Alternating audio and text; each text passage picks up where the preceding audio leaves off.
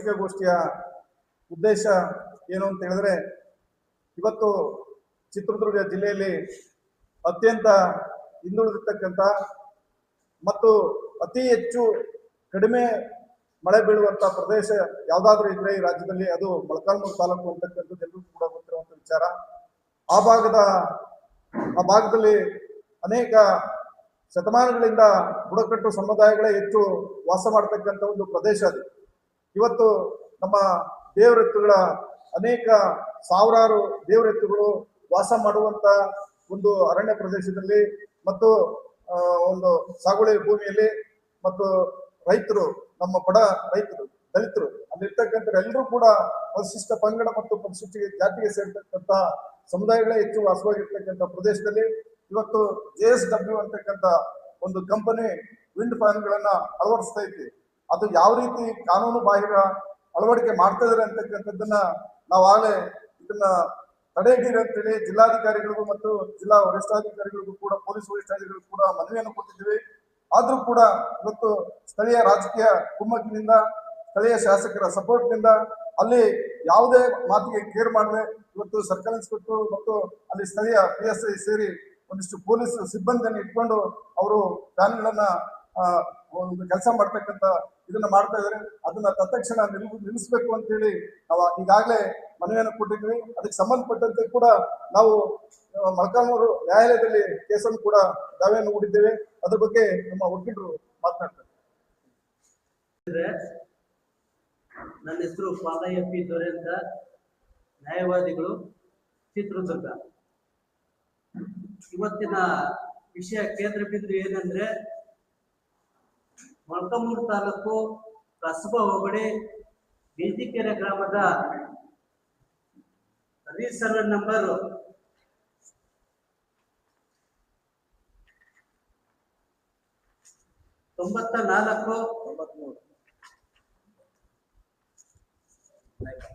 94 star ಸುಮಾರು 8 ಎಕರೆ ಜಮೀನಿನಲ್ಲಿ ಅವರು ವಿಂಡೋ ಫ್ಯಾನ್ ಆದಂತ JSW ಕಂಪ್ನಿಯವರು ಇನ್ಸ್ಟಾಲೇಷನ್ ಮಾಡ್ತಾ ಇದ್ದಾರೆ.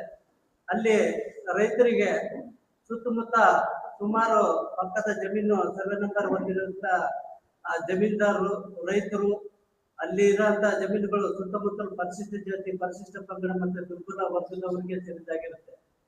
ಈ ವಿಷಯವನ್ನು ನಾವು ರೈತರ ಮುಖಾಂತರ ಅವರ ಕಂಪನಿಯವರ ವಿರುದ್ಧ ಮಾತಾಡಿದಾಗ, ಆ ಮಾತಾಡೋಂಥ ಸಮಯದಲ್ಲಿ ನೀವು ಇನ್ಸ್ಟಾಲೇಷನ್ ಮಾಡಬೇಡ್ರಿ, ಇಲ್ಲಿ ನಮ್ಗೆಲ್ಲ ತೊಂದರೆ ಆಗುತ್ತೆ ಅಂತ ರೈತರೆಲ್ಲ ತಿಳಿಸಿ ಹೇಳಿದ್ರು ಕೂಡ ಅವ್ರ ಕಿಮ್ಮತ್ತು ಕೊಡದೆ ಅವ್ರ ಮೇಲೆ ದೌರ್ಜನ್ಯ ಮಾಡುವಂಥದ್ದು. ಇದಕ್ಕೆ ಸಂಬಂಧಪಟ್ಟಂತೆ ಗೌರವಾನ್ವಿತ ಸಿವಿಲ್ ನ್ಯಾಯಾಲಯ JMFC ಮೊಳಕಾಲ್ಮೂರಿನಲ್ಲಿ OS ನಂಬರ್ 129/26 ಮೇ 4ನೇ ತಾರೀಕು 4ನೇ ತಿಂಗಳು 2026ರಲ್ಲಿ ನಾವು ಅಸಲು ದಾವೆಯನ್ನು ಹೂಡಿರ್ತೀವಿ. ಆ ಸಮಯದಲ್ಲಿ ಅಲ್ಲಿ ಗೌರವಿತ ನ್ಯಾಯಾಧೀಶರು ಅವರು ಎದುರುದಾರರಿಗೆ ಎಮರ್ಜೆನ್ಸಿ ನೋಟಿಸ್ ಇಶ್ಯೂ ಮಾಡಿರ್ತಾರೆ. ಇಶ್ಯೂ ಮಾಡಿಸಿದಂಥ ಸಮಯದಲ್ಲಿ ನಮಗೆ ಮೇ ತಿಂಗಳಲ್ಲಿ ಸಿವಿಲ್ ವೆಕೇಶನ್ ಅಂತ ರಜೆ ಕೊಡುತ್ತೆ ಒಂದು ತಿಂಗಳು. ಆ ತಿಂಗಳು ರಜೆನ ದುರ್ಬಳಕೆ ಮಾಡ್ಕೊಂಡು ಅವರು ಏಕಾಏಕಿ ಆ ಜಮೀನಿಗೆ ಅಲ್ಲಿ ಸ್ಥಳೀಯ ರಾಜಕೀಯ ವ್ಯಕ್ತಿಗಳು ಹಿಡ್ಕೊಂಡು ಅಲ್ಲಿ ಪೊಲೀಸರು ಕೂಡ ದುಡ್ಡು ಹಾಕಿದಂತ ಸನ್ನಿವೇಶಗಳು ನಿರ್ಮಾಣ ಆಗಿದೆ. ಇವತ್ತು ನಿಮಗೆ ಯಾವುದೇ ಒಂದು ಕಾರ್ಯಕ್ರಮ, ಯಾವುದೇ ಒಂದು ವ್ಯಾನ್ ಇನ್ಸ್ಟಾಲೇಷನ್ ಮಾಡ್ಬೇಕಂದ್ರೆ ಅಲ್ಲಿ ಸುತ್ತಮುತ್ತ ರೈತರಿಗೆ ಒಂದು ಲೀಗಲ್ ನೋಟಿಸ್ ಕೊಡ್ಬೇಕಾಗುತ್ತೆ. ನಾವು ಇಂಥ ಜಮೀನು ಸುತ್ತಮುತ್ತ ನಾವು ಇಂಥ JSW ವ್ಯಾನ್ ಇನ್ಸ್ಟಾಲೇಷನ್ ಮಾಡ್ತಾ ಇದ್ವಿ, ನಿಮ್ಮ ಗಮನಕ್ಕೆ ನಾವು ತರ್ತಾ ಇದೀವಿ ಅಂತ.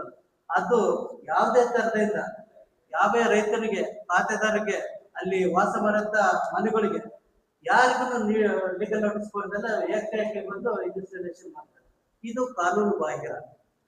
ಎರಡನೇದು, ಅಲ್ಲಿ ಪರಿವರ್ತನೆ ಮಾಡ್ಬೇಕಂದ್ರೆ ಅಲ್ಲಿ ಸರ್ಕಾರದಿಂದ, ಅಲ್ಲಿ ಜಿಲ್ಲಾಡಳಿತದಿಂದ ಪರವಾನಗಿ ತಗೊಂಡು ಮತ್ತೆ ಗ್ರಾಮ ಪಂಚಾಯತಿಯ PDO ಅವ್ರ ಕಡೆಯಿಂದ ಲೈಸೆನ್ಸ್ ತಗೊಂಡು ಅಲ್ಲೆಲ್ಲ ಫ್ಯಾನ್ ಇನ್ಸ್ಟಾಲೇಷನ್ ಮಾಡ್ಬೇಕಾಗುತ್ತೆ. ಅವನ್ನೆಲ್ಲ ಕಾನೂನು ಉಲ್ಲಂಘನೆ ಮಾಡಿ ಇವರು ಫ್ಯಾನ್ ಇನ್ಸ್ಟಾಲೇಷನ್ ಮಾಡ್ತಿದ್ದಾರೆ ಮಿತ್ರರೇ. ಇನ್ನೊಂದು, ಈ ಪರಿಶಿಷ್ಟ ಜಾತಿ, ಪರಿಶಿಷ್ಟ ಪಂಗಡ, ದುರ್ಬಲ ವರ್ಗದವರು ಅಲ್ಲಿ ಸುತ್ತಮುತ್ತ ಅದು ಕೃಷಿ ಭೂಮಿ.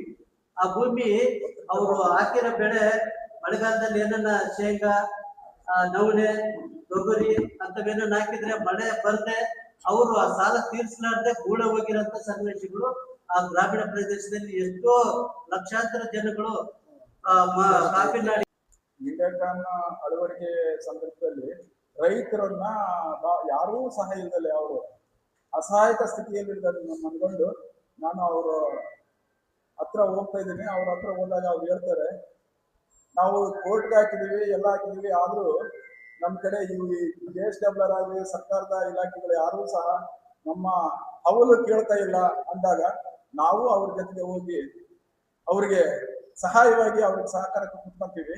11 ದಿನಗಳ ಕಾಲ 11 ದಿನದಲ್ಲಿ ಸತತವಾಗಿ ಇದು ಸಿವಿಲ್ ಡಿಸ್ಪ್ಯೂಟ್, ಪಕ್ಕದ ಜಮೀನಿನವರು ನಾವು ರೈತರು, ಇದು ಸಿವಿಲ್ ಡಿಸ್ಪ್ಯೂಟ್ ಆಗಿದೆ, ನಿಮ್ಮ ಮಧ್ಯಪ್ರವೇಶ ಇಲ್ಲ ಅಂತ ಕೇಳ್ತೀವಿ.